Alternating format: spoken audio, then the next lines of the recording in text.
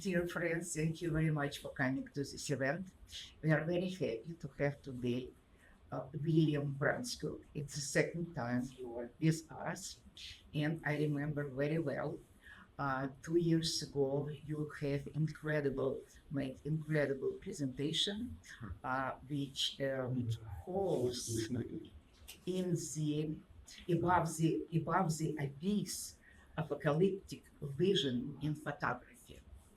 And I liked your idea. It was actually about Prokudin-Gorsky, who photographed Russia on the brink of revolution. But I like this idea that photography is a premonition of catastrophe. And after you said that photography could be premonition of transformation. So now we have a lecture about very special topic, Russian avant-garde architecture, slipping slowly under Stalin's dictatorship into Stalinist empire, as you call it. We have different names for it, for this period. And how you will apply this, catastrophe and transformation. It's interesting, yeah? Because from one side, it's really catastrophe effect. From the other hand, it's transformation and it goes further. So what I want to say that what is interesting that you are talking about Jewish architects. I don't know, did you have a book about specifically Jewish architects, or it just that you decided to maybe you will talk about this? Good question. Yeah, it's an interesting question. So I will represent you a little bit because your biography and list of books is so long that it will take like 20 minutes. But I will say like the most important things. Yeah, this is a new book actually. And this is very interesting book. Maybe you will say a few words about this later. But what I want to say that William Brumfield is a photographer, historian of Russian architecture, professor of Slavic studies, and professor of Jewish studies at Tulane University. He earned his PhD and so on. It's very long story about California, Berkeley, Harvard, universities of Wisconsin and Virginia, where you occasionally also talking about and teaching and working. And William is the author and photographer of numerous works on Russian architecture. Gold is in Azul, 1,000 Years of Russian Architecture. It was back to 1983. The origin of modernism in Russian architecture, a history of Russian architecture, which the New York Times Book Review included in its notable books of the year 1993. Lost Russian, photographing the ruins of Russian architecture. Architecture at the end of the earth. It's actually photographing the Russian north. Journey through the Russian Empire. And from forest to steppe, this incredible book, which is in front of you. The Russian art of building in wood. Incredible samples of native architectures and those classical architecture. Transformation. Since 2002, Brumfield has published 32 books in Russia, primarily on the architectural heritage of Russia's regions. And the book includes like 17 volumes and of the Discovering Russia series and 7 volumes to historic towns of Vologda territory in the Russian north. I visited this region. It's incredibly interesting. So, and also lived in Russia for a total of almost 16 years. So this is basically all what really we have to know about you instead of you have much more like awards, and you have received the Likhachov Prize for outstanding contributions to the preservation of the historic and cultural heritage of Russia. And also your works are in National Gallery, in the archive at the National Gallery of Arts in Washington, D.C. And there are also collection of prints and photographs, division of the Library of Congress, which provided extensive support for Brumfield's field research in Russia. And major personal shows at the State Museum of Architecture, and in some other, also in the museum in Minneapolis, Museum of Russian Art. So it's just, just not everything, but most important points in your biography. And so this floor is yours. Thank you very much. Thank you. Thank you. Thank you for coming. My pleasure to be here. My connections with the Hideko Foundation go back many, many years, and it is a great pleasure to continue working with the Hideko dynasty. Yes, there's much more to say there. I'm putting right here on the screen 4 internet links. They're very simple. You don't have to write down the HTTPS, just the others, that will give you access to the material we're going to see today, so that you will not just have my priceless words, you will have images to consult and refer to. This is thanks to student assistants who have created WordPress sites, and you're going to see them this evening. But you can go back to these sites. I could write them down for you, but if you want to, I hope they're visible there. Again, you don't have to write down the HTTPS/ just the second part. They're short enough. And that will allow you to go to the resources that we're going to talk about this evening, about a very interesting and complicated topic: Jewish architects of the Soviet period. Now, to go to the first link on that, I will show this site. Again, the address here is JCASB, Jewish Contributions, Architecture, St. Petersburg. And then the university address, because it's a university WordPress platform. Jewish Contributions to the Architecture of St. Petersburg. These sites are created as a part of supervised independent study at Tulane University by my students, so that they are able to interact with my enormous archive, which is held at the National Gallery of Art in Washington. They began collecting my work in March 1985 as the first major archive, scholarly based, on Russian architecture outside of Russia. In fact, there are certain things about my archive that are not available even in Russia itself. So that we can see here a list of architects who were active in the St. Petersburg and then subsequently Leningrad, who were of Jewish origins. So, but here, much of it, or primarily, it's about the pre-revolutionary period, when Jewish intellectuals flourished in St. Petersburg. A little known story. Jewish entrepreneurs also made enormous contributions to the development of St. Petersburg through buildings such as this one on Ligovsky Prospect.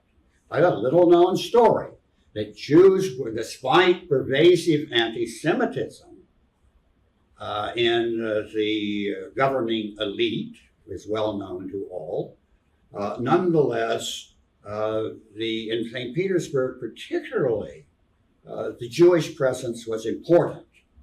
And this site is meant to show that importance in not only sacred monuments such as the Great Choral Synagogue, but also in the city fabric.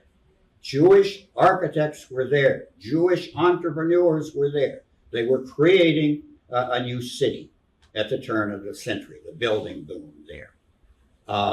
So that if we go to some of the other examples, I won't dwell long on here. Some of these, Yosef Meir Zon worked during the Soviet period. Here is his famous factory kitchen in the constructivist style, so that you see various aspects of experimentation in architecture. Jewish architects were there. They began their careers, they studied before the revolution, but through the revolution, the transformation gave them opportunities to express a new avant-garde style in architecture, a forward-looking architectural context for a socialist, communist government, state, society. So that these factory kitchens were so that factory workers could have nourishing hot meals. They would be shipped to factories in this district, but they would be prepared in one place so that no longer would you have inadequate nutrition. That was the goal. And this is one example of Meir Zon's work. Fascinating. All of these architects, by the way, can be accessed on Wikipedia. There are records. In some cases, the Russian record is much better, but just go to Wikipedia and press English translation. Romanenko, Boris Raphaelovich, another Stalinist architect, Soviet architect, active during the Soviet period. And you'll see here the date of the construction. This is already the Stalinist. So just to give you an idea of what is on this site, which is devoted to Jewish contributions to the architecture of St. Petersburg, both before and after the revolution. But today we're focusing on the Soviet period. And I'd like to begin with the avant-garde, with the 1920s. And here we have another site. You can see the address there, modsov arc at tulane.edu. This is accessible. You can just jot down the notes there and you will have access to everything that I'm showing and much more. And if we go to Moscow, now this is all architects, but Jewish architects are very prominently featured in this site. Nowhere more so in the great world-renowned apartment building for the People's Commissariat of Finance, otherwise known as Narkom P, a building that Corbusier saw when he was in Moscow at the turn of the 1930s and greatly admired, a building that had enormous impact on development of modern aesthetics and the principles behind these aesthetics. Now you'll see here the date in which I took the photograph, because when I began photographing it on April the 20th, 1980, it was in terrible shape. So you will see, and as so happens, I know the architect's grandson who has reshaped that building.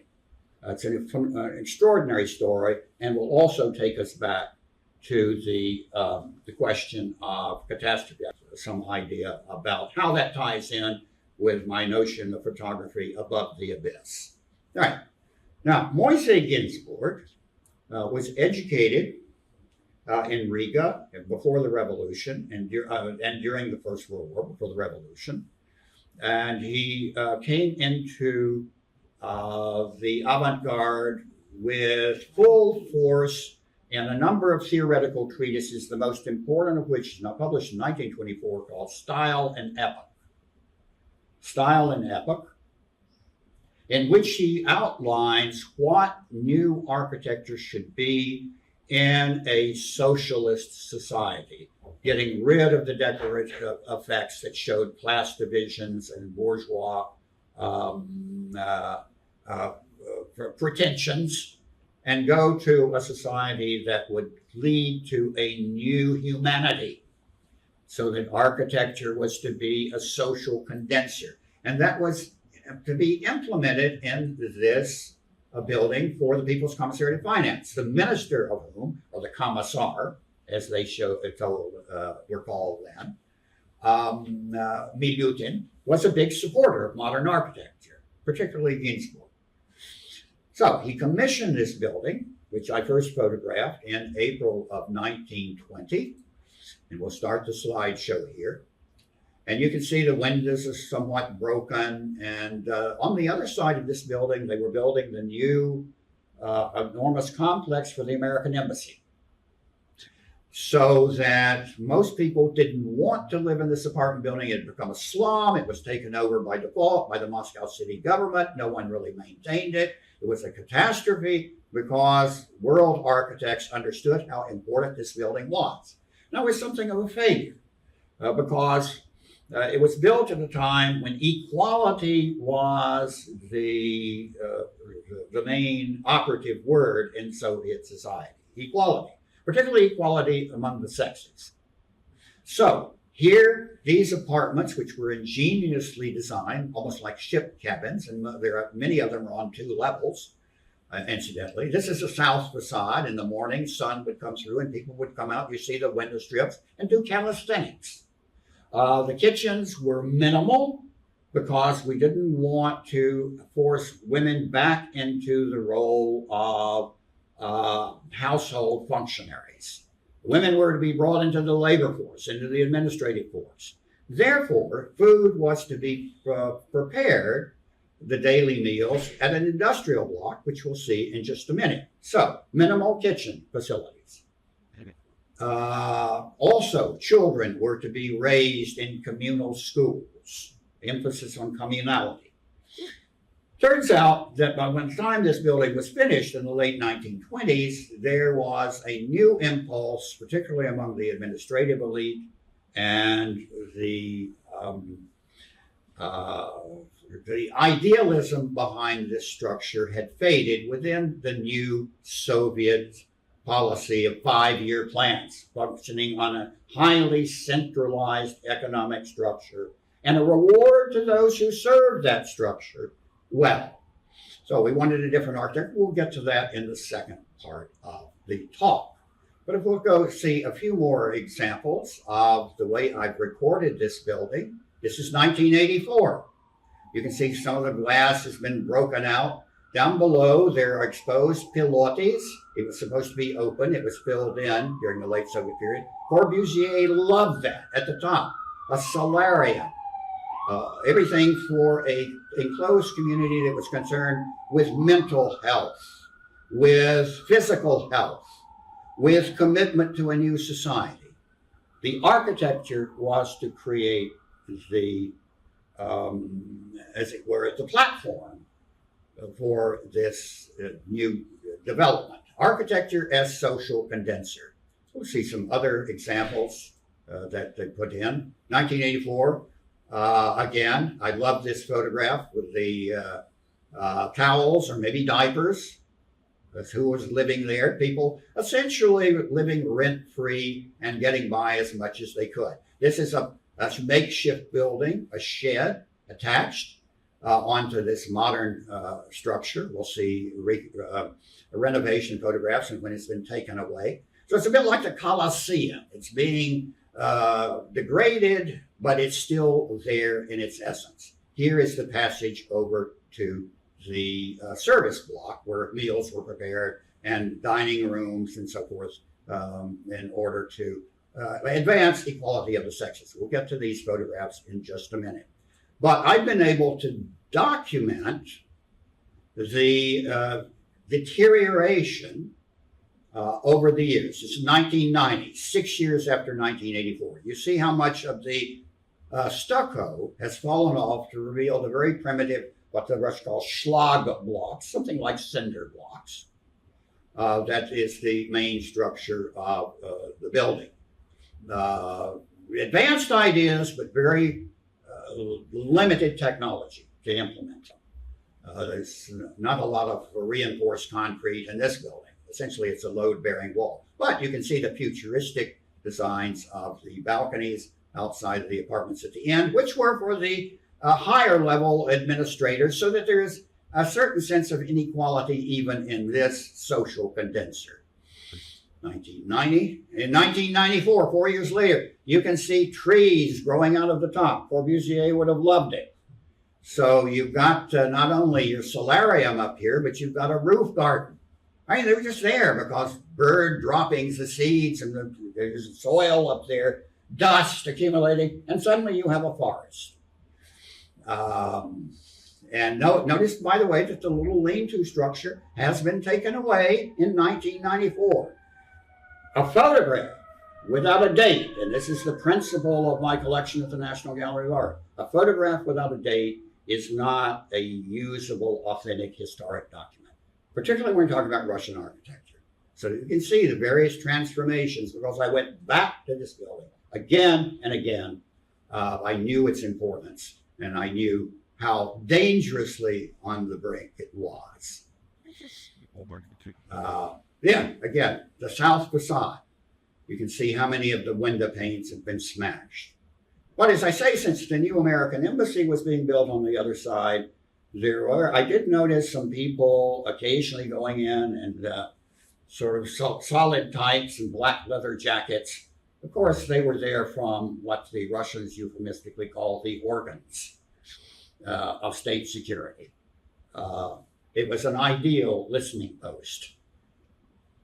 We see some other photographs. What a terrible situation you have here. The building is falling apart. Of course, the trees growing nearby are not helping. This is 2001. Here you can even see 2001, a dovecot that someone had just put there.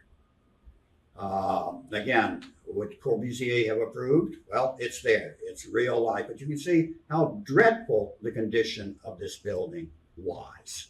Just look at these photographs, 2001. And my students have organized these chronologically. So when you go to this site, you remember the address is modsovarch.tulane.edu.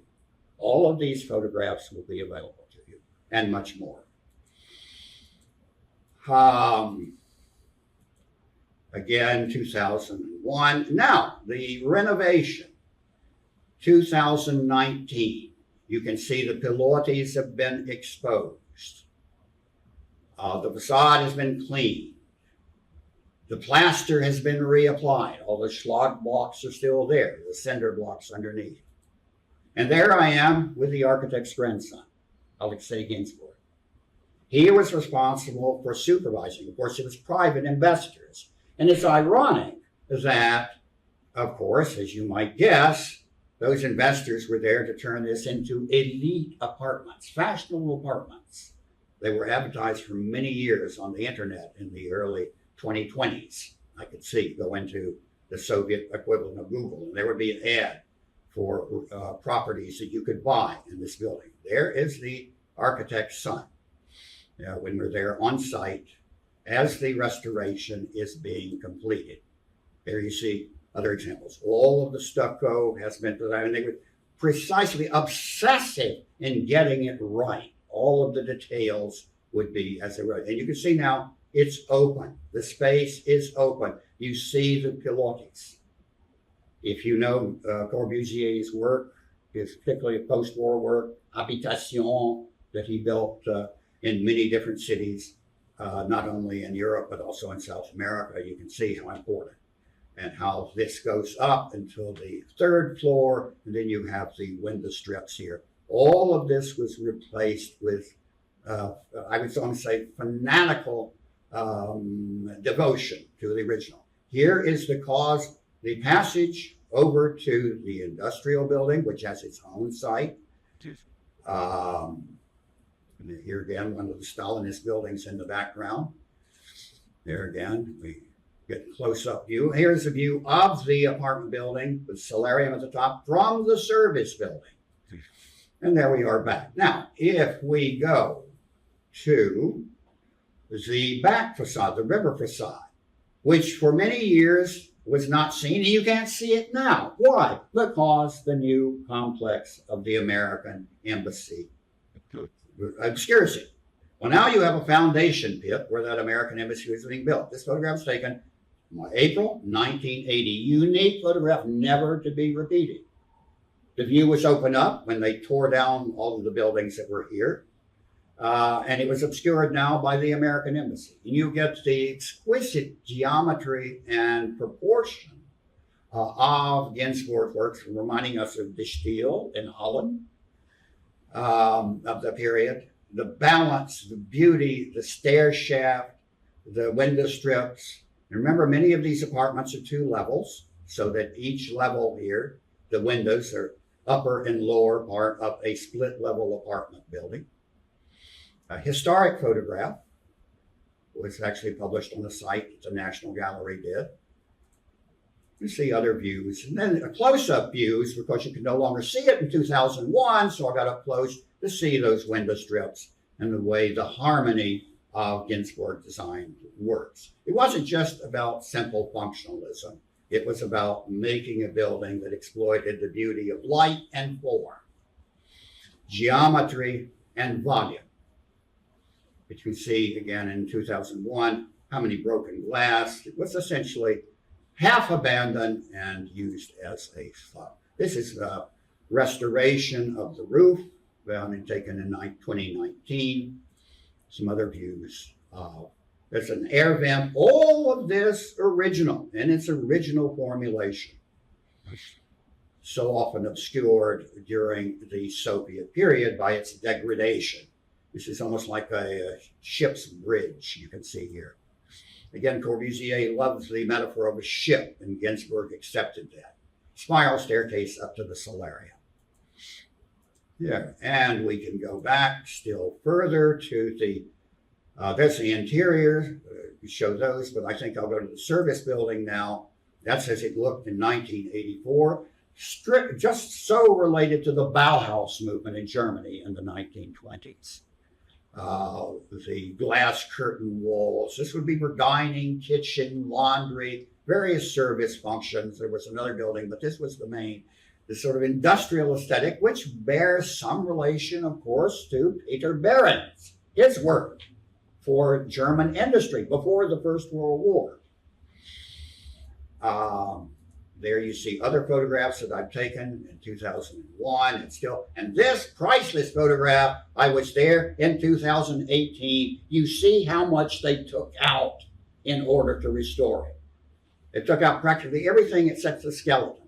Historic photograph, August 2018. They were still sandblasting that block. So they filled in, they kept some of the concrete walls and the supports, but otherwise they redid the glass curtain wall. You see it, there's proof, there's evidence.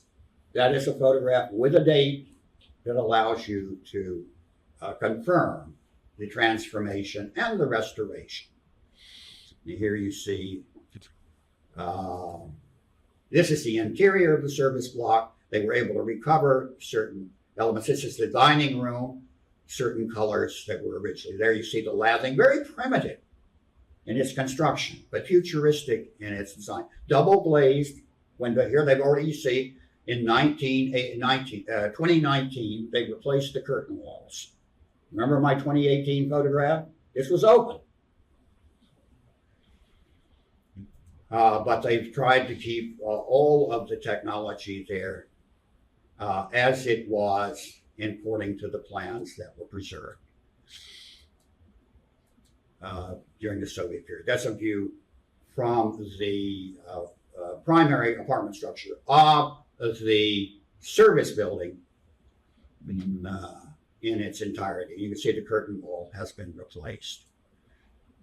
Now, an interesting thing which I wanted, that's another service wing, by the way, photographed in 2001. When we go back to this extraordinary work of 20th century architecture, I presented this at a seminar at Emory University in Atlanta. And I posed to students this question because in the 1937 to 38 purge, the so-called Great Terror, many of the people who lived in this apartment building were arrested. A number of them were shot. and he did not survive. So I posed the question to the students. If you were project manager or the owner of the restored building, how would you commemorate that event? If people are going to be moving into apartments where people were taken away and met a terrible fate, should that be commemorated? Should that be mentioned? Would that be would that be acceptable to the sales manager of the new project?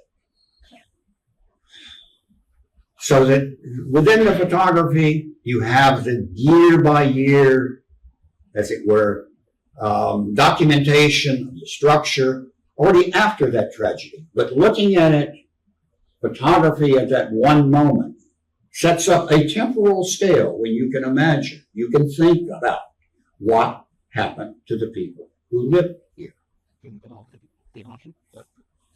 What happened to the people who lived in this building?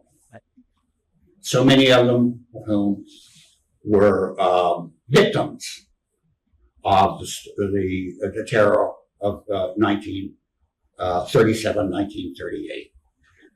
I think it's a part of understanding the complexity of architecture. It's not just about designs. It's not just about who knew Corbusier or whom Corbusier knew. People lived in these buildings. They had aspirations. And those aspirations often collided with a very different set of values. So from the building as social condenser of the 1920s, equality of the sexes, forward-looking society, to a society of total control in the interest of, in this case, industrialization, the 5-year plans. Very complicated topic, and one that architecture allows us to move into. But we have to know the context, and we have to know the structure in more detail. And that's what my work does.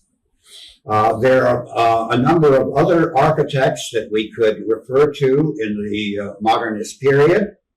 Some of them you see in the site that I showed, Jewish contributions to the architecture of St. Petersburg / Leningrad.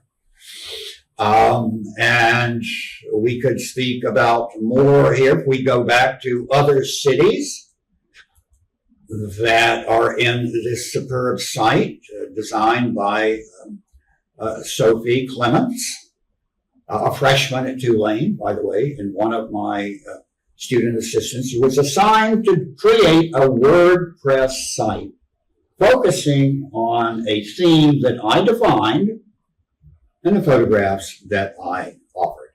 Here we see one of the major buildings of the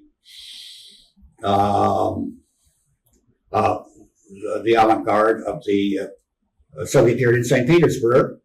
And here's the Noy Trotsky and other Jewish architects here, but there were many architects who were not Jewish. Nonetheless, it is part of the mix. It is part of the extraordinary influx of young Jewish intellectuals into the technical professions. This has been written about extensively by David Schneer in his book Through Soviet Eyes, Soviet photographers and the Holocaust. Soviet photographers, many of them were Jewish. They entered into this campaign in the 1930s of building a socialist society, and then photographed the terrors of the Second World War, when so many Jewish citizens of the Soviet Union were massacred. They photographed them all the way to Berlin or to Budapest. Extraordinary story in that book. That book focuses on another aspect of the Jewish technical intelligentsia. Now, Regina asked, did I write a book on Soviet Jewish architects or Russian Jewish architects? No, I have not.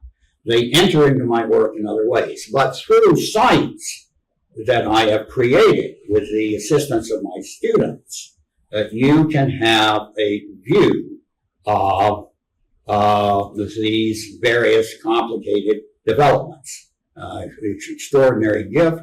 Again, I'm very grateful to the students and to the assistants at Tulane who allowed them to master the technology for putting a WordPress document on the web.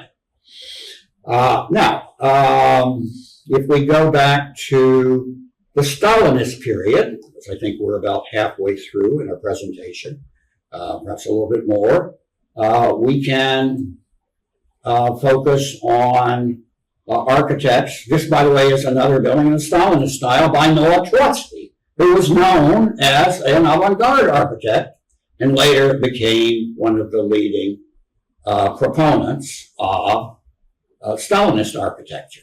This was to be the new city center to the south of Leningrad, to get the administration of Leningrad out of the imperial environment, create a new building. Well, it soon turned up on the front lines of the Second World War during the siege of Leningrad. The building is still there, designed by a Jewish architect. And many of the engineers on these projects were also Jewish. Noah Trotsky. There is a Wikipedia article on his work. You can see the heroic bas-relief frieze at the top, various military and industrial figures, women, of course, there as a part of the workforce. But this was carried over from the 1920s into the Stalinist period, that women were to be partners in the socialist enterprise. Here you see the pioneer youth, again, forming the individual from childhood, motherhood, and so forth, all in here you see the great gear wheel in the factory, the crane, various technical, what is this for? The ladle in the steel mill, right there. Tractor, industrialization, fertility, grain, it's all here. Pilots, coal miners, you can tell by their clothes what their profession was, and their intellectuals as well. Fascinating. Here are your pioneers trumpeting. Whereas in the classical period, there would be nymphs or angels trumpeting. Now they're pioneers, calling to the victory of socialism, as they called it there. Oh, there's an airplane engine. You see with the propeller. It's just wonderful, wonderful. And this is the late 19th. Oh, there's a tank. It looks like it out of the First World War. It's certainly not a modern tank, but it worked aesthetically. You want to have these treads moving up. You don't want to have a modern tank here. You want to have something that gives you a sense of uplift. And this is all available to you. Remember, have you written it down? SovietRussianArt.tulane.edu. That's all you need to get into these remarkable photographs.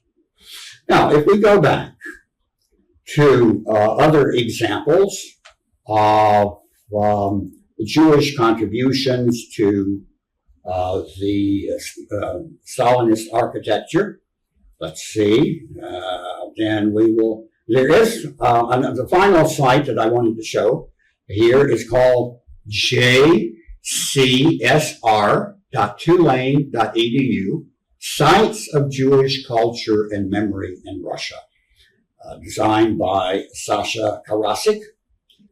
I believe her family is from Brooklyn. She's graduating this year. It's a wonderful site here with the St. Petersburg Choral Synagogue. You press on here and you're entering a world of my photographs that I've documented over many, many decades. So we have a site for synagogues. We have a site on memorials. A site on Jewish architects. So here we have Moishe Ginsburg. You've already seen his work on another of the sites. I hope you're writing down the addresses. Boris Yofan, who's gotten much attention recently. There have been 2 monographs published on his work. Designing perhaps the most famous building in Moscow, the house on the embankment. Some of you might have heard that. This is my 1994 photograph. There's even a best-selling history of this house by Yuri Slezkin. Perhaps some of you heard about it. It was very widely reviewed in the New York Times. So many of the people, this was built for the Kremlin elite. It's opposite. You see the Kremlin there on the left. And so this is a sort of style between the avant-garde and the symmetrical emphasis of a new classicism, Stalinist architecture. Many, many people. This was the elite in the military, in the administration. They lived in this building. Dozens of them were arrested and shot or sent to concentration camps. That is the essence of Stiskin's book. It's called House on the Embankment. Right? The technical name for this is Government House, Правительственный дом. Again, a part of catastrophe. But we need to recognize the objects created during that period to understand the complexity, rather than simply a automatic reaction. This is bad, this is terrible. Yes, there is much there. The building is still there. What questions does it present to us? So you can see many views that I've taken of that building. You can see something that resembles almost Mussolini architecture, the stripped classicism of the piers here at the top. The symmetricism was not something that the avant-garde cared very much about. Quite contrary, through Badevich and suprematism. And Hideko, of course, knew this. It was about maneuvering volume rather than fixing volume in symmetrical formations, as this building clearly is. So there's fascinating views and questions for thought when you examine a building like this. But then its history, the people who lived there, are not to be forgotten. Well, I would like to go to the work of another important, prominent architect of this period. And again, all of these are accessible to you. Mikhail Minkus, the main designer of the Ministry of Foreign Affairs. When it was originally built, it was begun in 1947. All of the Stalinist skyscrapers were done in 1947 to commemorate the the 800th anniversary of the founding of Moscow, the putative founding of Moscow. So that all of these buildings were to have spires. Stalin insisted on that. Well, the original plan did not have a spire. What to do? The masonry couldn't carry the weight of a masonry spire. So they put a metal spire up there, which was lighter in construction. And it's been replaced more than once because the metal degrades. I have taken this building from so many different points of view, but nothing, that date, by the way, is wrong. I'm going to have to correct that date. That was, again, taken on April the 29th, 1980, right before May Day. There's a, 8-story portrait of Lenin. We actually put that photograph because it's so dramatic, a closer view. And one colleague at Tulane accused me, this is not to be mentioned, of course, but of communist propaganda. I said, no, it's an artifact. I got away, but you never knew what a portrait of Lenin could draw out of people. And at Harvard, I was also accused of being an agent. That was for another photograph that had at the top, communism will triumph. Never mind. That's the Zoltovsky building, Dom na Machaloy, when he was into it. I love the details too. There's Stigyagi, there's 1980 was a different topic that we could go in at some other time. So, various views, the context, how brilliantly these works engaged the urban scape of Moscow. Stalinist Moscow. Rainbow.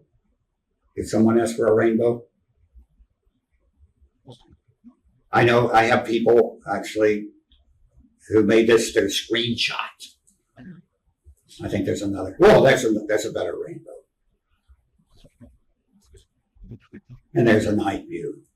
You hang around, you get some great shots. You just have to be there. There are no shortcuts. So this is, again, an architect who was trained by pre-revolutionary lovers of neoclassical revival architecture. They knew Vignola, they knew Palladio, and then after the war, a different school came in, which was going to decorate in a different way, which was influenced by your dear architecture here in Manhattan, Woolworth Building, for example, Flatiron Building, particularly Woolworth Building. And the Russians knew about these buildings before the revolution. I've studied the architectural journals of that period, and they were writing about New York skyscrapers. They dreamed of having such skyscrapers in Moscow. They never knew how that dream would be realized or fulfilled. That will take us to another level in which Jewish architects, some of whom were involved in the avant-garde, some of whom were relatively anonymous in the 1920s, and then in the late 30s moved into their own. The fundamental work here, of course, is the enormous, gargantuan, never to be built, thank God, palace of Soviets. And Boris Yeltsin was very much involved in that construction. It's never built, but it taught them to think about skyscraper building, particularly structural steel buildings, which had very limited appearance in the Soviet architecture, Russian architecture. Before the surge of skyscraper building at the end of the 1940s. Buildings whose there were intended to be 8, there were only 7 that were built. Foundation stones were laid in 1947. The final one, I believe Moscow State University, was completed in 1954. To Stalin's death. With a unified aesthetic dominating the cityscape, brilliantly, as they do to this day, I might add. There was a sense of a global approach. And these buildings were meant to show that the Soviet state could rival the capitalist world. That we too can have impressive structures. All of these buildings, by the way, were sponsored by specific agencies, including the security forces or secret police. That was Dom Katernicheskaya, the big apartment building. So Jewish architects were involved in these projects, both in specific cases, but also more largely the Soviet project, the socialist project. But they existed, and this is a point that I want to emphasize, as fully fledged, accepted members of a professional elite. When I gave a talk at Indiana University recently on a similar topic, the question was, well, was there anything specifically Jewish about the architect? That's not my point. And that is an argument that other people might wish to have, but it's not my claim. My claim is that there was a Jewish presence. There was a strong Jewish presence in the professions, even during the most repressive period. Now, these people did not self-identify as Jewish architects. That would have been very dangerous during the Soviet period or during the Stalinist period. But they were accepted. If you could do the job and you weren't involved in issues of self-definition, if you did the job, you were rewarded. Were there victims during the Stalinist purges among architects? Yes, there were. But to a much lower degree than in many other areas that suffered terribly, such as literature. And Jewish architects, engineers, not just architects, but also engineers, and also, I might add, sculptors. They were involved because the Stalinist project was very much in a project of monumentality in which sculpture would play a major role.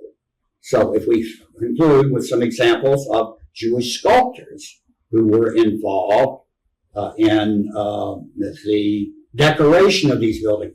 Sculpture was a part of the classical idea of stability, of monumentality. The architect here, Brodsky, was Jewish. The sculptor of this frieze, art being brought to the people by Chechik, also a Jewish sculptor. You can find information about Yevgeny Chechik, if I'm not mistaken. Or let's go back to Sochi, which is perhaps one of the best examples of the Winter Theater. Stalinist architecture reached its apogee, in a sense, in Sochi because it was meant to be a paradise for workers, favored workers, military officers, to come rest on the shores of the Black Sea. So you were going to create a paradisiacal environment. Classicism was the way to do that. Who is the sculptor here? If we go to, we can find it's Yefimova, known as Shulik, Jewish. A background. And so Wenzel is another architect, Jewish sculptor, whose statues grace this, and they often work together. So it's not just architects, but also engineers and sculptors who work to create a sense of a new society where labor was valued. Were there disparities? Of course, enormous. We have to work those out. But the architecture is still preserved as a fascinating essay on pretension in architecture. Architecture is meant to propose pretension, whether it's a Fifth Avenue mansion, many of which have been torn down. Architecture style is meant to symbolize, proclaim, particularly during the Stalinist period. And Jewish architects, engineers, and sculptors were at the forefront, I would argue, or certainly very closely involved in this project, just as they were closely involved in formulating the avant-garde. They were a presence. That is worth acknowledging. Oh. Thank you. Questions?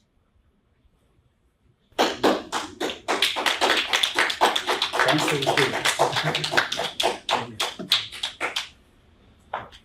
And any questions?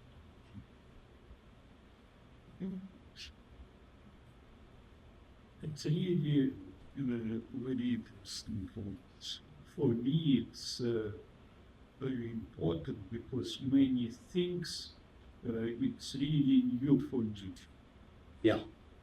Really nobody, it's all this published historical buildings as well as for the English speakers especially. It's very important. And it's interesting how, for example, how Malevich meaning from minimalism back to classic, but it was new classic. It's same classic here. It's not really some classic. No, it's a very curious interpretation. But they begin with is something with your mind and your vision. It's some kind of people who really has some tragedy because they was stopped on the flight. Yes, their careers were cut short by, hopefully not by an execution, but still, their careers as directions change. This building, the Drama Theater, the Lunacharsky Drama Theater in I believe it's Kaluga, designed by Zoltovsky, obsessed with Palladio. It was thanks to him that we had the first translation of the 4 books of architecture into Russian, 1936. It was actually translated earlier, but they couldn't get it published, and he didn't translate it. It was actually his assistant, a woman, but it had to come out under his name in 1936 as a backstory there. But you notice the sculpture there, Wenzel. Again, Wenzel did so much of the sculpture, at least Stalin's building. Jewish artist. And I might add that in 1939, and I have a copy of this edition, the Soviets published a beautiful edition of the Vignola's Five Orders of Architecture, so that you knew how to create a Corinthian capital or a composite capital or ionic.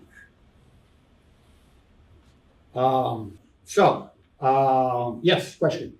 I see most of what you presented are apartment buildings or governmental buildings. What about like dakas, regular houses that they do anything like that? Very little.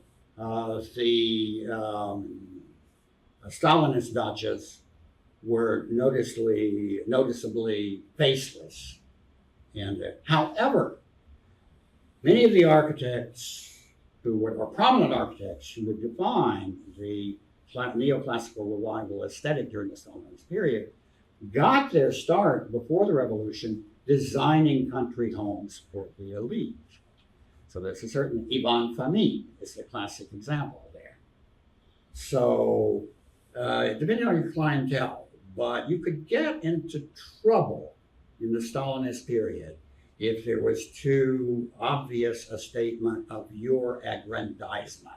It's one thing to build a building for the Ministry of Foreign Affairs or an apartment building for people who are working with a particular, the aviation ministry, for example, in Putinskaya Ploshchad Восстания. That's aviation ministry. All right, but that is a sort of collective. But if you had, I remember one head of the secret police, Yagoda, Henryk Yagoda, who met a very sad end. He had a house which is essentially built for him in the center of Moscow. It was on the books of the NKVD, but it was still his residence. Not a good idea. Not a good idea. Stalin rewarded his elite, but it was better to say, yes, we're on board for the collective.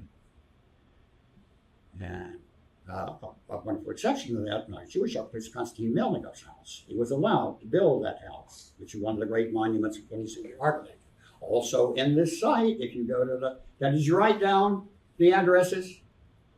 Did you? They're not hard to remember.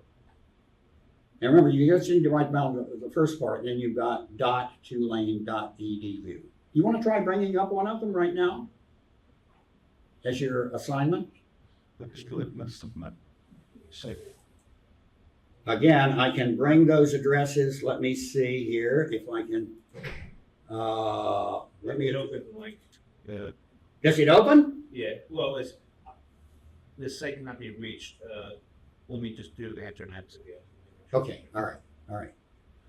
Because I can reach the sites, and maybe someone else. Would you like to try the first one? Just type in JCASP. With the phone, you could just open the link. Good for you. A. iPhone. A. You get an A. That works. A. A plus. There you go. And you've got the rest of the, because today we could only skim the surface.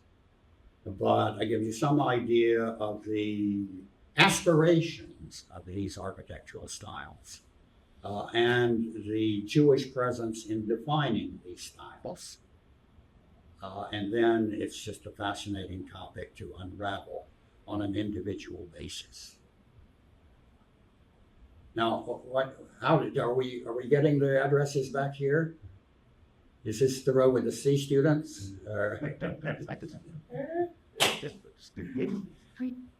This is really the most important part there, to let you explore these resources that have been created by student assistants. And I should point out, by the way, that this superb site, which is really about Stalinist architecture, was created primarily by Nika Kirsanova, another graduating student with a Russian background.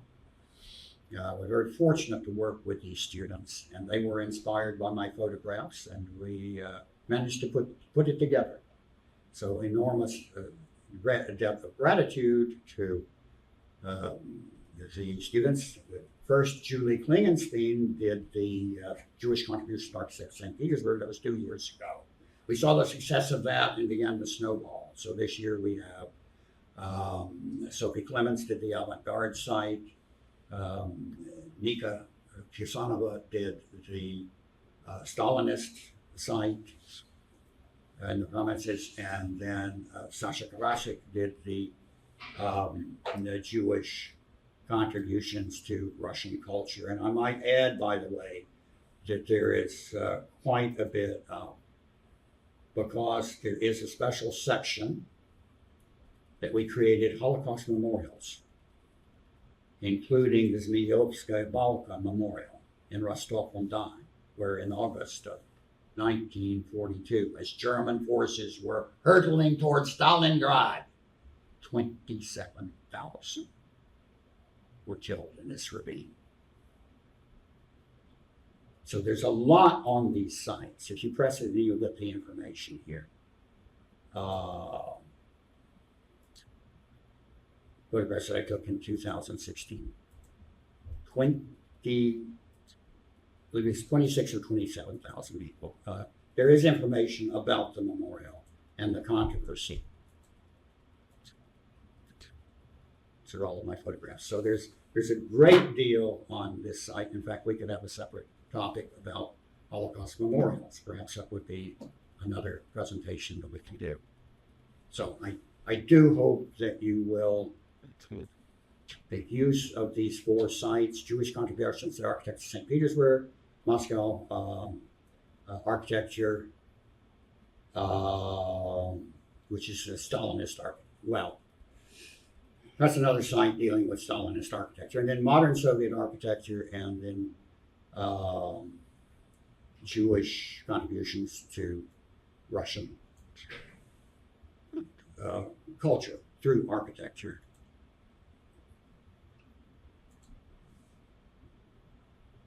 Yeah, it's interesting. Yeah, same thing. That's the same thing you got.